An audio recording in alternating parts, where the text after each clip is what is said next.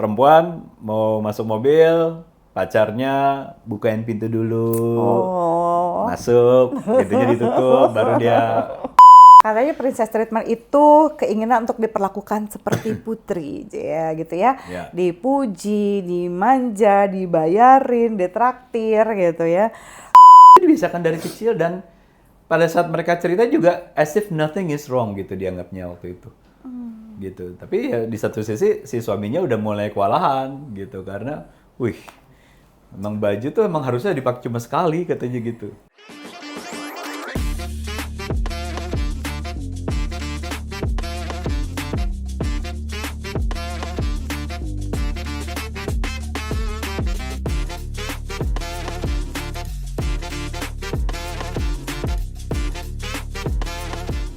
Halo Sobat Damai Jiwa, selamat datang kembali di A to Z Damai Jiwa, podcast persembahan RSK Jiwa Dharma Wangsa. Saya Dr. Aswin Kandau. Saya Zoya Amirin. Ya, kami berdua adalah penggiat kesehatan jiwa di RSK Dharma Wangsa. Oke, hari ini kita mau bahas fenomena lagi.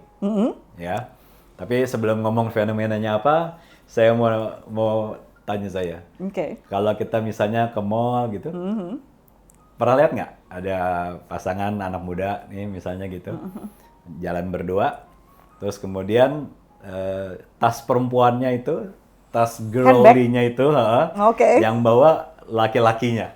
Pernah lihat nggak? Aduh, gue gak pernah lihat lagi, emosi kalau ngeliat dok. Saya loh yang perempuan, saya emosi.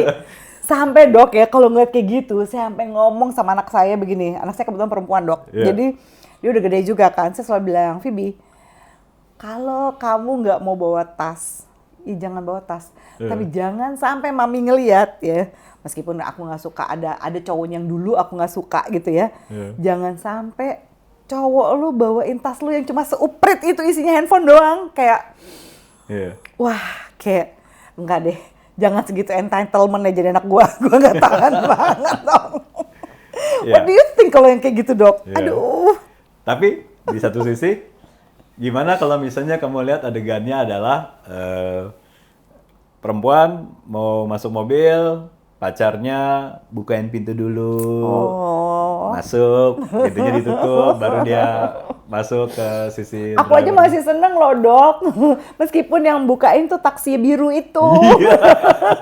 Kayaknya seneng sekali gitu. Ya, nah jadi kedua contoh itu saya tidak mau bicara mengenai benar dan salah itu sebetulnya, karena setiap orang sih bisa aja punya persepsi atau dan cara pandang yang berbeda masing-masing kan gitu. Tapi hari ini kita mau kaitkan ini dengan fenomena yang namanya princess treatment. Ya. Jadi coba kalau menurut saya princess treatment itu seperti apa sih sebetulnya? Jadi sebenarnya kan katanya princess treatment itu keinginan untuk diperlakukan seperti putri, ya gitu ya. Dipuji, dimanja, dibayarin, ditraktir gitu ya. Jadi ada apa sih? Is that always necessarily sehat atau enggak? Tapi princess treatment ini saya sendiri juga ngelihatnya sebenarnya enggak necessarily bad, ya. Tapi juga ada yang memanipulasi ini menjadi sebuah entitlement yang bikinnya jadi jelek dok. Tapi princess treatment itu pada dasarnya kan kayaknya cukup netral deh ya. Karena wajar nggak sih menurut saya, tapi jangan dinormalisasi. Menurut saya wajar aja ketika orang ingin merasa diperlakukan spesial. Ya ingin dimanja, disayang, ditraktir, bukan karena kita nggak punya duit gitu ya. Tapi pilihan itu dikasih kayak misalnya, nih kita bayar deh separuh-separuh kencan ini. Nggak apa-apa kamu, apaan sih, aku aja yang bayar. Kayak aduh gitu loh dok. Ada gitu hal-hal yang menyenangkannya seperti itu menurut saya. Ya, kalau dalam konteksnya adalah berpasangan, memang kadang-kadang princess treatment ini menjadi agak-agak blur. Nah, iya benar. Karena di satu sisi si laki-laki biasanya ingin mengambil hati, menyenangkan pasangan perempuannya. Atau lagi masa-masa promosi dok. Ya, misalnya. Lagi masa PDKT. Ya, harus berjuang memenangkan hati ya gitu kan. Siapa sih yang nggak GR dibukain pintu hari kayak gini, dibukain pintu ruangan aja, masuk ke ruangan aja, dipencetin lift aja kayak udah, gitu. Jadi emang penjaga lift gimana dong kalau gitu? Penjaga lift, kecuali penjaga lift ya. Iya, iya. Nah, jadi kalau dalam relation memang itu agak sedikit blur karena ada situasi yang agak beda gitu kan. Kalau dalam situasi biasa, saya rasa princess treatment-nya akan lebih ketara sebetulnya bahwa benar ya. kalau misalnya situasinya hanya pertemanan biasa gitu, tapi dia menuntut bahwa dia harus diperlakukan seperti princess, itu kan kerasa sekali. Juga, iya benar-benar. Gitu benar. ya. Nah, jadi memang akhirnya batasannya agak-agak tidak jelas antara mana yang masih bisa ditoleran Mana yang sama udah enggak. yang udah mulai mengganggu ya gitu ya. Tapi saya kira tetap harus ada garis batas yang jelas ya. Nah, karena kalau dalam pasangan kan seakan-akan itu dianggapnya mungkin love language dari laki-laki kepada perempuan. Bener lagi love language ya Di benar-benar. satu sisi ya, gitu ya. Nah, tapi itu kan ada timbal baliknya sebetulnya, gitu ya. Kalau di love language itu dia memberikan cinta dibalas dengan cinta yang lebih besar lagi dan kemudian begitu lagi sebaliknya dan begitu lagi sebaliknya. Iya, dan kalau dalam prinsip love language, Dok, saya jadi ingat bahwa sebenarnya di love language itu adalah bagaimana saya memastikan pasangan saya merasa dicintai. Nah, ketika saya memastikan pasangan saya merasa dicintai, pasangan juga melakukan hal yang sama, itu kan resiprokal jelas ya timbal baliknya. Ya, dan jadi makin baik, makin kuat cintanya gitu. Ya, karena saling membalas gitu untuk memastikan tentang cinta itu. Jadi sebenarnya semua orang kan ingin diperlakukan istimewa. Siapa sih yang nggak mau diperlakukan istimewa gitu ya? Tapi kalau misalnya kamu maunya jadi seorang putri, sementara kamu lupa bahwa pasanganmu itu juga manusia, bukan pegawai istana ya. Exactly. Nah, ini yang jadi problem ya, Dok ya. Ya. Nah, jadi akhirnya itu menjadi masalah. Salah satunya adalah kalau dalam konteks saling membalas cinta. Kalau memang itu dalam percintaan, saling membalas itu kan makin menguatkan hubungannya. Iya. Tapi kalau bukan dalam hubungan percintaan, pada saat dia memaksa saya harus diperlakukan seperti princess, ya dia hanya memaksa orang memenuhi keinginannya, tapi dia tidak merasa punya kewajiban dan keharusan untuk membalas cinta itu. Berarti sebenarnya kan ada dua sisi dari si princess treatment ini gitu ya, dari definisi positif dan definisi negatif. Berarti dari sisi positifnya si princess treatment itu kita bisa katakan bahwa pasangan yang sangat perhatian, empatik, mau berusaha ekstra agar kamu merasa aman dicintai. Gitu ya. Jadi kayak bentuk love language-nya yang tadi Dr. Aswin bilang itu konsisten. Ya. Apapun itu ya. Mau dia receiving gift lah, act of service, quality time, physical touch gitu. Apapun itu konsisten gitu ya, Dok ya. Timbal balik pula ya. Ya, resiprokal. Jadi kalau resiprokal itu kan berarti dua-duanya merasa terpenuhi. Nah, jadi saya kira salah satu tolak ukur princess treatment ini sudah tidak positif lagi adalah pada saat tidak resiprokal lagi. Iya, benar-benar. Yang satu menuntut, yang satu terpaksa memenuhinya. Takut gitu. kehilangan. Dan akhirnya adalah akhirnya hubungan itu akhirnya mulai timpang. Karena yang satu merasa terpenuhi terus, yang satu kelelahan memenuhi Mesti ngasih terus kan. Ya. Satu taker, satu giver.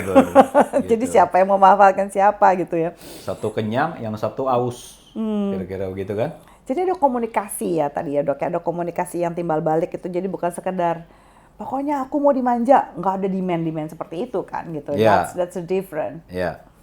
Harusnya memang itu datang dari inisiatif laki-lakinya, bukan dia yang menuntut harus begini dan begitu. Gitu kira-kira. Mutual respect ya, bener banget. Saya ingat salah satu teori yang mutual respect itu ini kan oleh Gottman ya. Gottman bilang tentang bagaimana sesuatu yang timbal balik itu akan mempengaruhi individu untuk bisa saling menghargai. Jadi menghargai itu juga ada urusan saling menanggapi dengan positif gitu. Ketika pasangan minta sesuatu, jadi instead of you demand your partner to do this or that, Kamu juga bisa dengan misalnya ketika tolong dong bawain dulu ini dulu gitu, atau lakukan ini gitu. Oke, bukan kamu ngerasa I'm entitled to be treated like this. Nah, itu yang akan jadi jadi tidak reciprocal lagi, jadi tidak balance lagi lah istilahnya. Kalau kita mau pikirin latar belakangnya, kira-kira fenomena princess treatment ini apa yang mendasarinya? Kalau misalnya kita lihat latar belakangnya itu ada entitlement gitu ya, merasa bahwa ya ini tidak selalu harus terjadi pada pada pasangan-pasangan yang, jadi ini bukan saja kamu berhubungan dengan pasangan yang punya narcissistic traits gitu ya. Entitlement itu juga ada pada mereka-mereka yang toxic gitu ya, karena merasa wajib dong, saya sebagai perempuan of course harus dimuliakan. Saya sebagai perempuan harus didahulukan kayak gini. Kalau enggak, buat apa menikah dengan laki-laki yang tidak mendahulukan saya? Nah, cuma hati-hati dengan entitlement ini, gitu ya. Tidak ada respect yang, sekali lagi yang tadi Dr. Aswin bilang, tidak ada respect yang timbal balik, itu juga nggak oke menurut saya. Terus princess treatment itu juga jadi tidak sehat ketika relasinya nggak seimbang, satu pihak memberi atau takers sama satu yang penikmat kontribusi, sama ketika berujung codependency gitu, dimana codependent itu harga dirinya bergantung karena terus dimanjakan. Jadi kalau nggak dimanjakan dia merasa kehilangan kasih sayang kali ya dok ya, kayak aduh kalau dia udah nggak memanjakan saya lagi berarti ada yang salah nih sama relationship ini. This is something wrong gitu ya. Jadi mengukur cinta dari terpenuhinya apa yang dia tuntut. Iya, apa yang dia tuntut. Ya. Bisa juga nggak nih? Saya ada pengalaman begini. Ada yang ini saya nggak mau ngomong statusnya karena nanti jadi ketahuan. Tapi saya begini. Ini ada pasangan. Ini masih muda pasangan ini. Mereka itu si laki-lakinya, suaminya cerita, ini dok sama bapaknya dulu dok, dari kecil tuh dibiasakan kalau pakai baju hanya sekali. Jadi beli baju sekali dipakai sudah buang. Dan itu karena kebetulan bapaknya orang yang sangat berada, ya itu biasa aja. Bisa dilakukan gitu kan.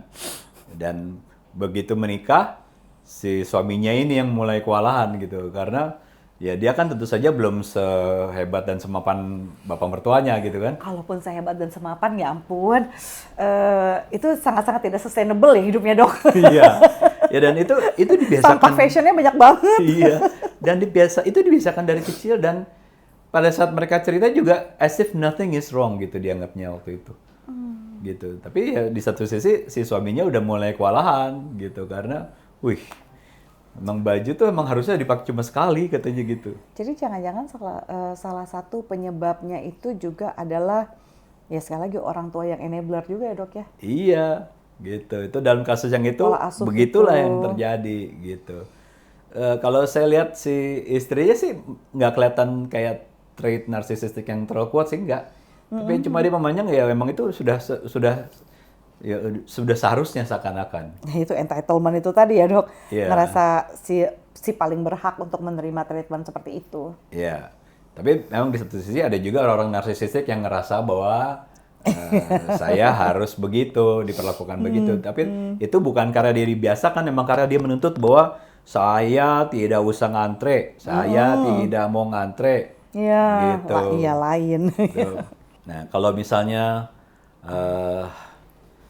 dalam jangka panjang ini terjadi begini terus, di si perempuan dalam relationship ya dok? Ya, dalam relationship si perempuan menuntut terus, dan si pasangannya laki-lakinya pertamanya berusaha memenuhi, tapi nanti akhirnya ujungnya kecapean juga bukan?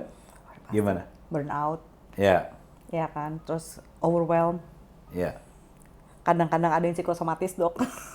Ya sampai begitu bisa juga. Sampai begitu gitu ya, karena hubungan yang rentan gitu terhadap manipulasi ini kan juga masalah banget gitu ya, sampai melampaui batasan finansial, emosional gitu ya. Masa mau nunggu sampai rugi dulu, apalagi yang seperti yang kita bicara di episode-episode sebelumnya, itu episode Mokondo tentang ekonomi abuse. Jadi bisa jadi ini dibungkus romantisasi, aku akan memperlakukan kamu seperti putri gitu ya. Jadi dengan memperlakukan kamu seperti putri, dia menganggap bahwa ya udah, aku nggak ngapa-ngapain, ya kamu kasih aja ke aku karena ya aku layak gitu kan ya.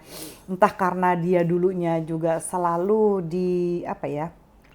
bukan diiming-imingi ya, mungkin masa kecilnya juga ada yang memang selalu di put on pedestal bahwa ya kamu emang luar biasa gitu, you are so special, so you deserve gitu, that kind of life, that kind of man that actually provide you like that. Dan mungkin juga dok, kadang-kadang ada laki-laki yang ngerasa tertantang sama kayak gitu-gitu. Ya. I think I can do it, mampulah saya, sampai dia kewalahan sendiri gitu ya. Mungkin secara finansial ya nggak apa-apa, tapi ya masalahnya dampak